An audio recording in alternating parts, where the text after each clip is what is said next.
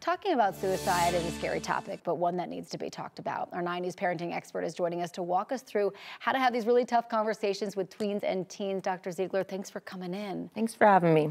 How do you even start this conversation? Yeah, I want to start off by saying that I know this feels really scary and like you just want to avoid it, but the research really says talk about this, and I just want to talk about not scary ways of talking about it. So we know that what leads to suicide is often, at the core, depression. So you can start off by saying to your kids, hey, there's, we've all heard of it, but there's a mental illness called depression.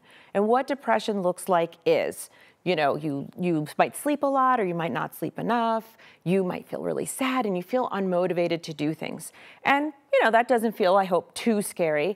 And then eventually, again, we say at about 7 to 10, you start talking about this. And so you start saying, and some people might even die from this because this is a disease. And so I think if we put it in it's a health category, it's a mental health category, you really want to say, 7 to 10, this is a disease. Then you want to say with the tweens, 11 to 14, still say a disease, but you start talking about those signs and symptoms more. Right. And then when they're older, of course, you start talking about family history. You have to be honest. That's one of my biggest messages is if you know you have a family history of depression or of suicide, even if you say, oh, it was 2 grandparents ago, some people will say that, like, there's a sort of a rumor in our family, but nobody really knows.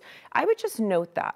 And you want to tell your kids just the way you would tell them any other physical health history things. So I think this can start off that way. And the only exception is sometimes kids younger than that are directly affected. Maybe a friend, a family member, they hear a story about suicide. And I think if they're younger than 7, you just, simply say, yes, there are many ways that people can die, and dying of depression can be one of them. This can be really hard, though, for parents to reach this topic because this isn't something that they even grew up hearing about. We are hearing kids know a little bit more about what depression and anxiety is a little bit younger, but for a generation that they're still not even super comfortable talking about it, what are some tips to help them feel a little bit more comfortable talking about it with their own kids? Absolutely. Well, the first thing I'll remind people is that suicide's the 2nd leading cause of death for kids ages 10 to 14. Ugh. So when comfortable. Right. Yeah. So it's like whether we're comfortable or not, it's saying to us we have to be. So my tips for them are to say we have to move past this stigma around talking about this.